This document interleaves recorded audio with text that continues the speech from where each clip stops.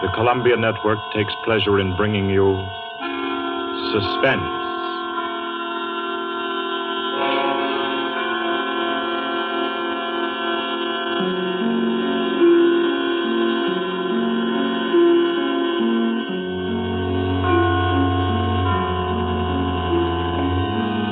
Suspense, Columbia's parade of outstanding thrillers, produced and directed by William Spear and scored by Bernard Herrmann.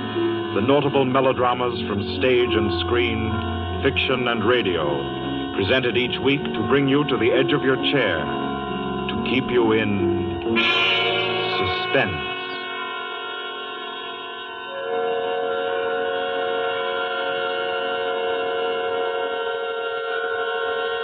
Good evening. This is Orson Welles. I'm very happy I am to be back in the United States and back on the Columbia Network, even for so short a visit as this one. Back with old friends like Johnny Dietz, who is tonight's director, and Bernard Herrmann. The Mercury Theater presented tonight's radio play for the first time last year. We came right out then and hailed it as a classic of the medium. Nobody argued the point. A lot of people asked us to do it again, so it's gratifying to get the chance now and to find a favorite of ours in this distinguished anthology of spook shows. Personally, I've never met anybody who didn't like a good ghost story, but I know a lot of people who think there are a lot of people who don't like a good ghost story. For the benefit of these, at least, I go on record at the outset of this evening's entertainment with the sober assurance that although blood may be curdled on this program, none will be spilt. There's no shooting, knifing, throttling, axing, or poisoning here. No clanking chains, no cobwebs, no bony and or hairy hands appearing from secret panels, or better yet, bedroom curtains. If it's any part of that dear old phosphorescent foolishness that people who don't like ghost stories don't like, then again, I promise you, we haven't got it. Not tonight. What we do have is a thriller. It's half as good as we think it is. You can call it a shocker. It's already been called a real Orson Welles story. Now, frankly, I don't know what this means. I've been on the air directing and acting in my own shows for quite a while now, and I don't suppose I've done more than half a dozen thrillers in all that time.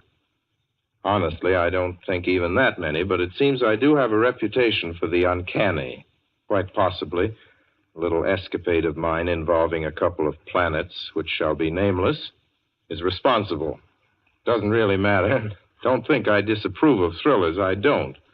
A story doesn't have to appeal to the heart. It can also appeal to the spine.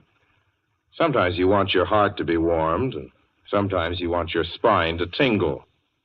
The tingling, it's to be hoped, will be quite audible as you listen tonight to The Hitchhiker. That's the name of our story, The Hitchhiker.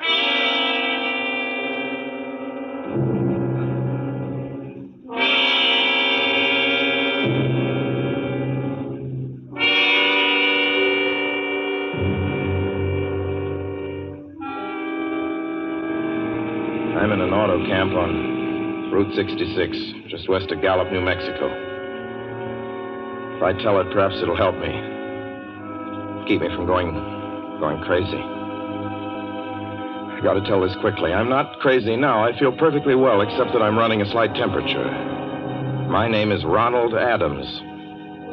I'm 36 years of age, unmarried, tall, dark, with a black mustache. I drive a 1940 Buick, license number 6Y175189. I was born in Brooklyn. All this I know. I know that I'm at this moment perfectly sane. That it's not me who's gone mad. It's something else. Something utterly beyond my control. I've got to speak quickly. At any minute, the link may break. This may be the last thing I ever tell on Earth. The last night I ever see the stars. 6 days ago, I left Brooklyn to drive to California. Goodbye, son. Good luck to you, my boy. Goodbye, Mother. Here, give me a kiss, and I'll go. I'll come out with you to the car. Oh, no, it's raining. Stay here at the door. Hey, what's this? Tears? I thought you'd promised me you wouldn't cry. Oh, I know, dear. I'm sorry. But I do hate to see you go. I'll be back. It'll only be on the coast 3 months. Oh, it isn't that. It's just the trip. Ronald, I wish you weren't driving. Oh, Mother, there you go again. People do it every day. I know, but you'll be careful, won't you? Promise me you'll be extra careful. Don't fall asleep or drive fast or pick up any strangers on the road. Oh, gosh. I think I was still 17 here, you told me. Oh. And wire me as soon as you get to Hollywood. Won't you, son? Of course I will. Don't you worry. There's nothing going to happen. It's just 8 days of perfectly simple driving on smooth, decent, civilized roads with a hot dog or a hamburger stand every 10 miles.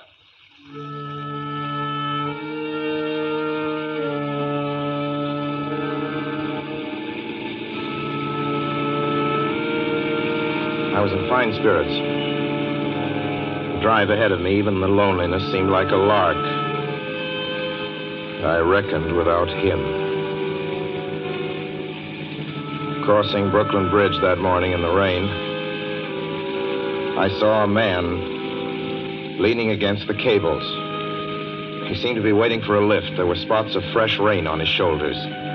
He was carrying a cheap overnight bag in one hand. He was thin, nondescript, with a cap pulled down over his eyes.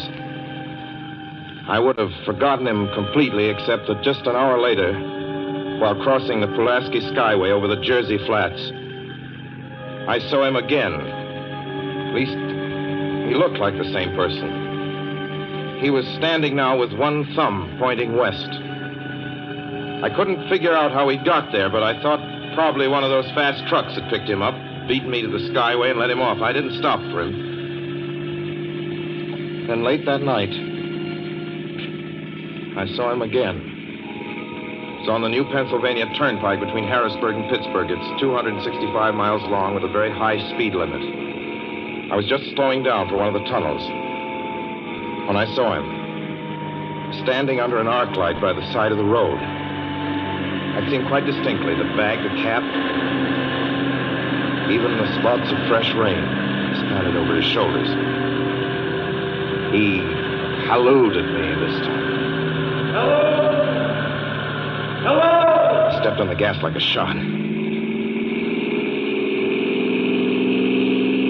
That's lonely country through the Alleghenies, and I had no intention of stopping. Besides, the coincidences, or whatever it was, gave me the willies. I stopped at the next gas station.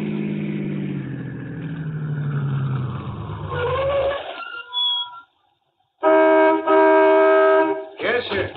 Fill her up. Certainly, sir. Check your oil, sir? No, thanks.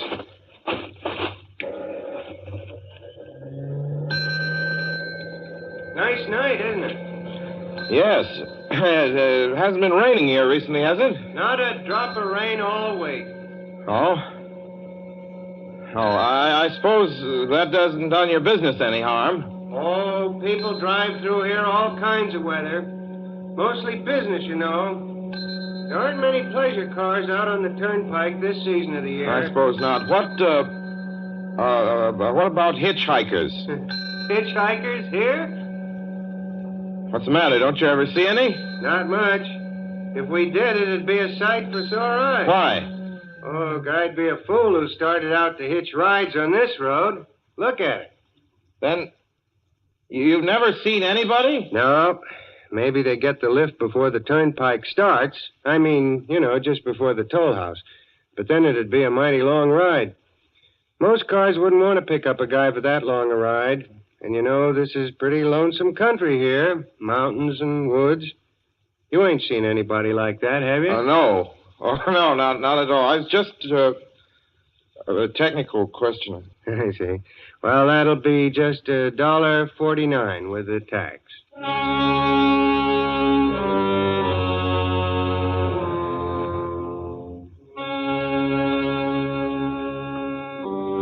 The thing gradually passed through my mind as sheer coincidence. I had a good night's sleep in Pittsburgh. I didn't think about the man all next day until just outside of Zanesville, Ohio, I saw him again. It was a bright, sunshiny afternoon. The peaceful Ohio fields, brown with the autumn stubble, lay dreaming in the golden light. I was driving slowly, drinking it in, when The road suddenly ended in a detour. In front of the barrier, he was standing. Now, let me explain about his appearance before I go on. I repeat, there was nothing sinister about him. He was as drab as a mud fence, nor was his attitude menacing. He merely stood there, waiting, almost drooping a little, a cheap overnight bag in his hand. He looked as though he'd been waiting there for hours. And he looked up. He hailed me. He started to walk forward. Hello? Hello? Hello? No, not just now. Sorry. Going to California? No, not today. The other way, going to New York. Sorry.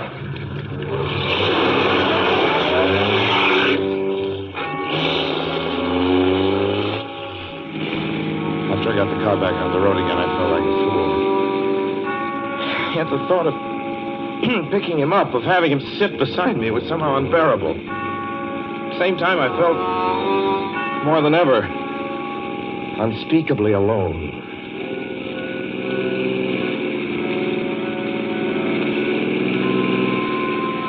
Hour after hour went by.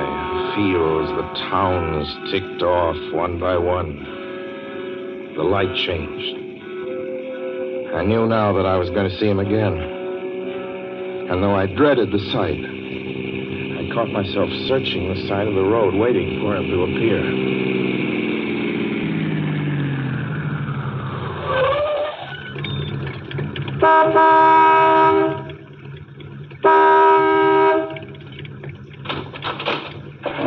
Yeah, what is it? What do you want? Sell sandwiches and pop here, don't you? Yeah, we do in the daytime. But we're closed up now for the I night. know, but I was wondering if you could possibly have a cup of coffee, black coffee, just... No, not this time of night, mister.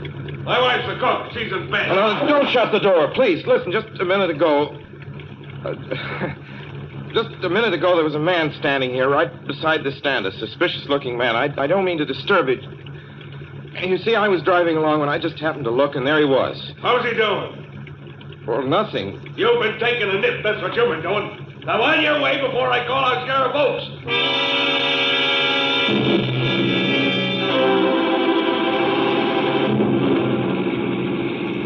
I got into the car again and drove on slowly. I was beginning to hate the car.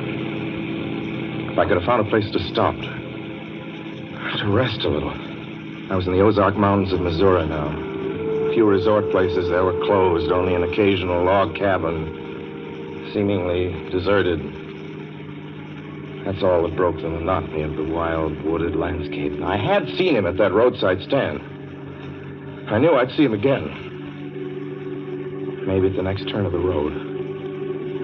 I knew that when I saw him next, I would run him down.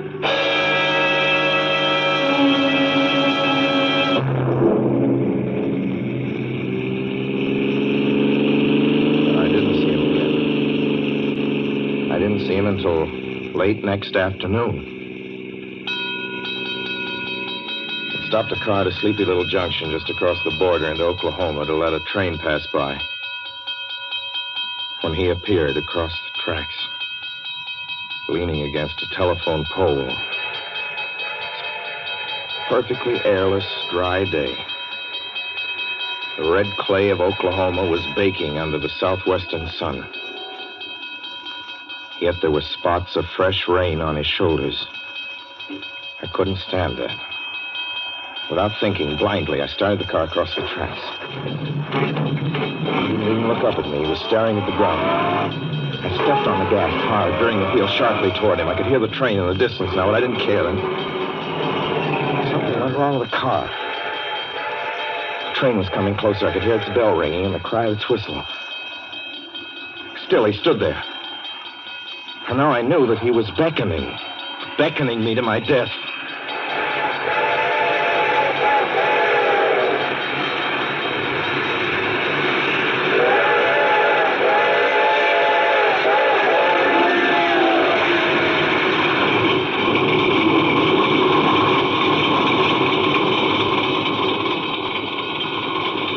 Well, I frustrated him that time. The starter worked at last. I managed to back up. When the train passed, he was gone. I was all alone in the hot, dry afternoon.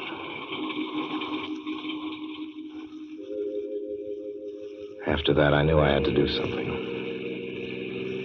I didn't know who this man was or what he wanted of me. I only knew that from now on, I mustn't let myself alone on the road for 1 minute. Hello there. Like a ride? Well, what do you think? How far are you going? Where do you want to go? Amarillo, Texas. I'll drive you there. Gee.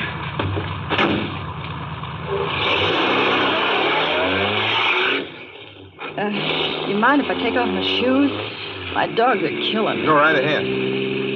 Oh, gee, what a break You this is. hitchhike much? Sure, only it's tough sometimes in these great open spaces to get the break.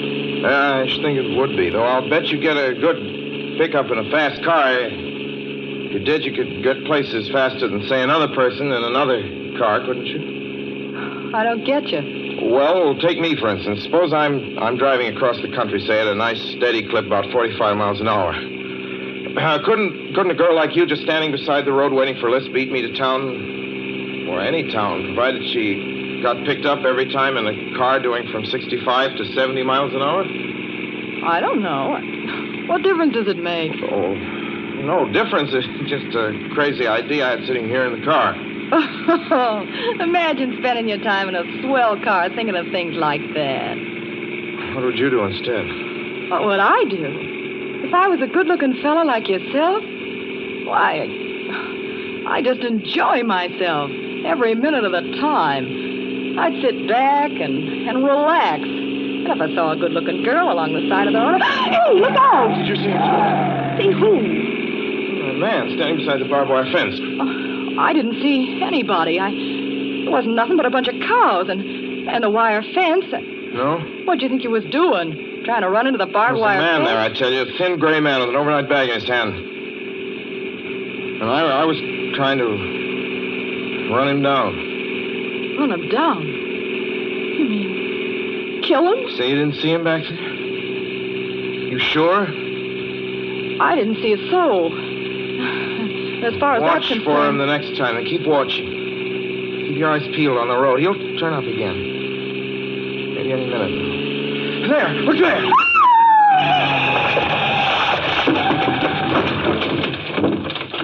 How does this door work? I'm getting out of See here. him that time? No, I didn't see him that time. And personally, mister, I don't expect never to see him. All I want to do is go on living. I don't see how I will very long, driving with you. Oh, I'm sorry. I don't know what came over me, but please don't go. So if you'll excuse me... You can't go. Listen, how would you like to go to California? I'll drive you to California. Seeing pink elephants all the way? No, thanks.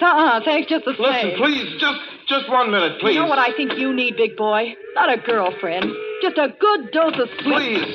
There. I got it now. No, you can't go. Please, Leave come your back. hands off me. Do you hear? Leave your hands off...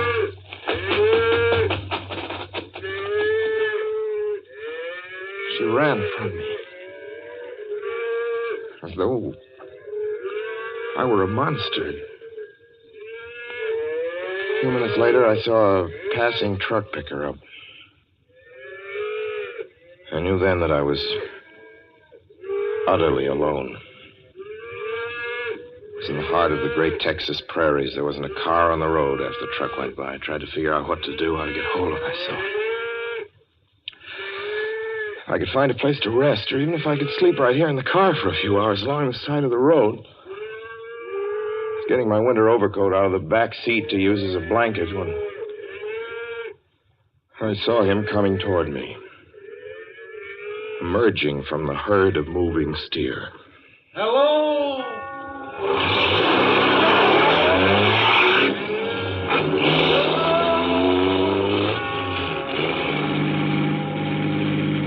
Maybe I should have spoken to him then. Fought it out then and there.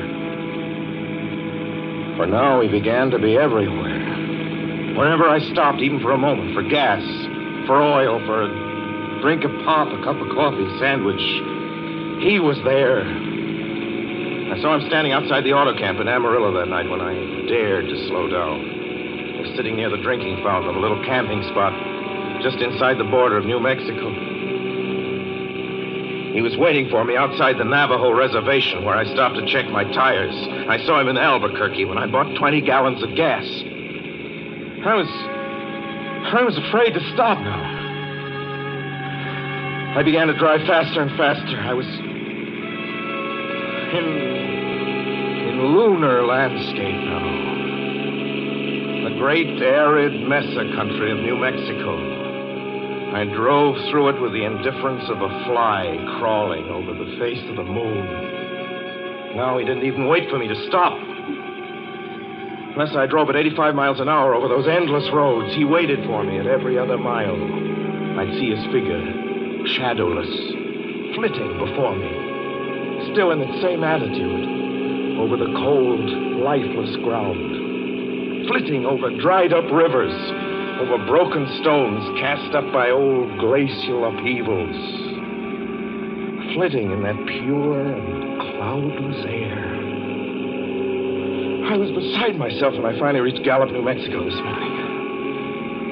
There's an auto camp here. Cold, almost deserted this time of year. I went inside and asked if there was a telephone. I had the feeling that if only I could speak to someone familiar, someone I loved, I could pull myself together.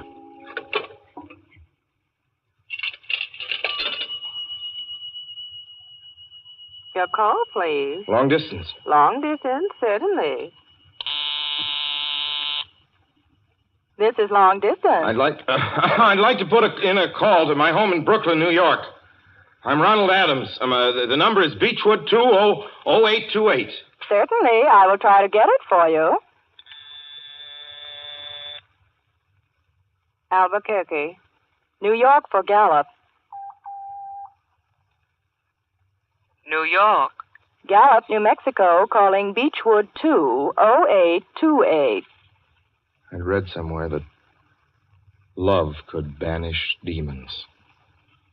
It was the middle of the morning. I knew Mother'd be home. I pictured her tall and white-haired in her crisp house dress, going about her tasks. Be enough, I thought, just to hear the even calmness of her voice. Will you please deposit $3.85 for the first 3 minutes? When you have deposited $1.50, will you wait until I have collected the money?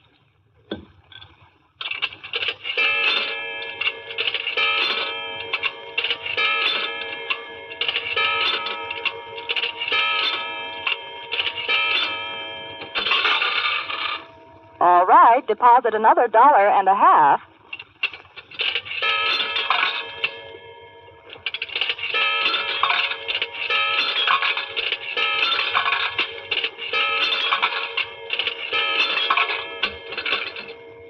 Will you please deposit the remaining 85 cents?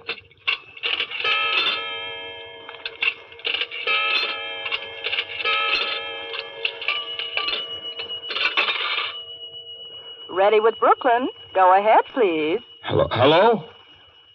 Mrs. Adams' residence. Hello, Mother? This is Mrs. Adams' residence.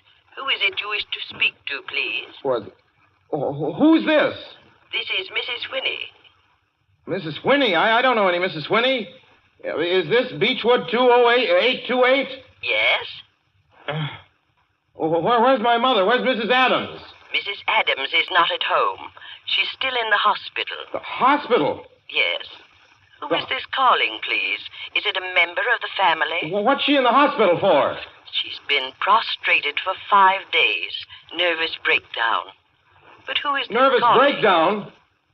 Well, my mother never was nervous. It's all taken place since the death of her oldest son, Ronald. Death of her oldest son, Ronald? Hey, what's this? What number is this? This is Beechwood 20828. It's all been very sudden. He was killed just 6 days ago in an automobile accident on the Brooklyn Bridge. Your 3 minutes are up, sir. Your 3 minutes are up, sir. Your 3 minutes are up, sir. And so I'm sitting here in this deserted auto camp in Gallup, New Mexico. I'm trying to think. Trying to get hold of myself. Otherwise, I'm going to go crazy. Outside, it's night. The vast, soulless night of New Mexico. 1 million stars are in the sky. Ahead of me stretch 1,000 miles of empty mesa. Mountains, prairies, desert. Somewhere among them, he's waiting for me. Somewhere I shall know who he is and who I am.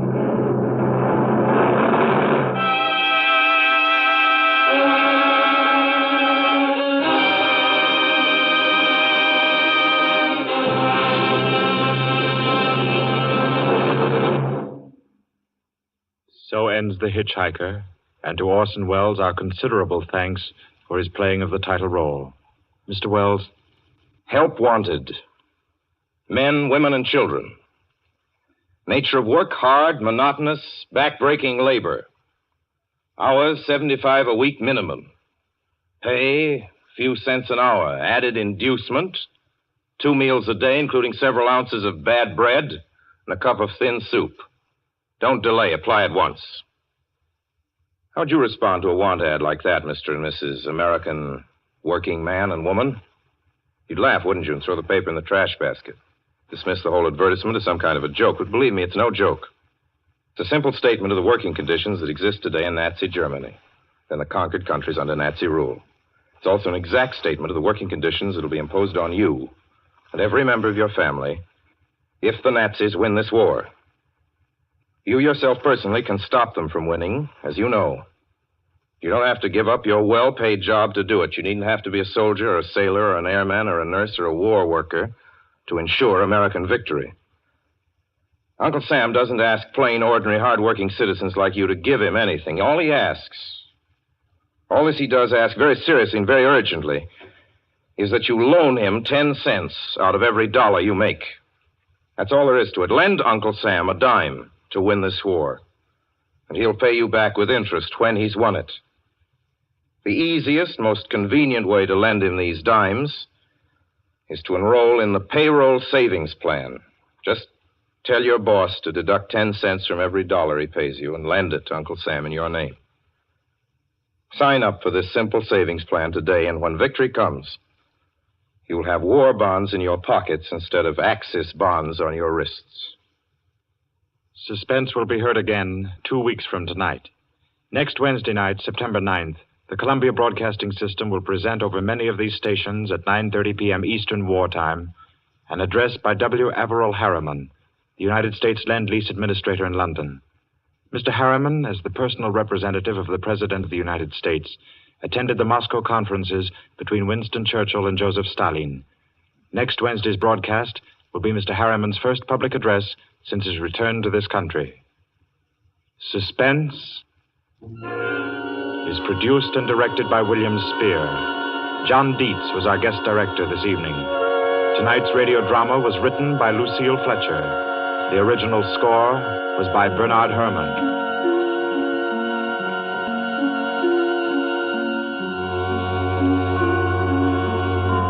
This is the Columbia Broadcasting System.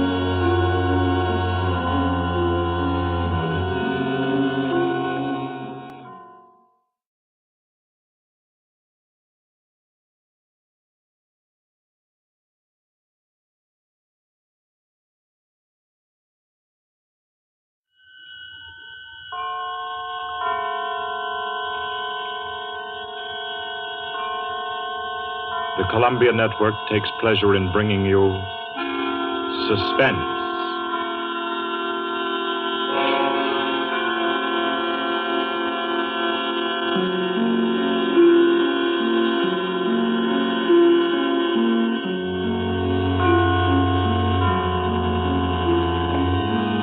Suspense, Columbia's parade of outstanding thrillers, produced and directed by William Spear and scored by Bernard Herrmann.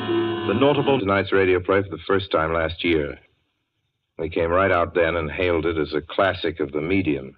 Nobody argued the point. A lot of people asked us to do it again, so it's gratifying to get the chance now. And to find a favorite of ours in this distinguished anthology of spook shows. Personally, I've never met anybody who didn't like a good ghost story. But I know a lot of people who think there are a lot of people who don't like a good ghost story. For the benefit of these, at least, I go on record at the outset of this evening's entertainment with the sober assurance that although blood may be curdled on this program, none will be spilt. melodramas from stage and screen, fiction and radio, presented each week to bring you to the edge of your chair, to keep you in suspense.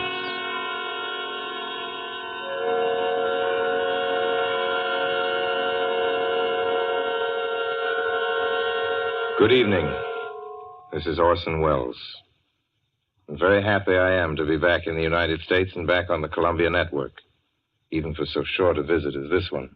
Back with old friends like Johnny Dietz, who's tonight's director, and Bernard Herrmann. The Mercury Theater presented, suppose I've done more than half a dozen thrillers in all that time. Honestly, I don't think even that many, but it seems I do have a reputation for the uncanny. Quite possibly, a little escapade of mine involving a couple of planets, which shall be nameless, is responsible. Doesn't really matter. Don't think I disapprove of thrillers. I don't. A story doesn't have to appeal to the heart. It can also appeal to the spine. Sometimes you want your heart to be warmed, and sometimes you want your spine to tingle. The tingling, it's to be hoped, will be quite audible as you listen tonight. There's no shooting, knifing, throttling, axing, or poisoning here. No clanking chains, no cobwebs, no bony and/or hairy hands appearing from secret panels, or, better yet, bedroom curtains. If it's any part of that dear old phosphorescent foolishness that people who don't like ghost stories don't like, then again, I promise you, we haven't got it. Not tonight. What we do have is a thriller. It's half as good as we think it is. You can call it a shocker. It's already been called a real Orson Welles story. Now, frankly, I don't know what this means. I've been on the air directing and acting in my own shows for quite a while now, and I don't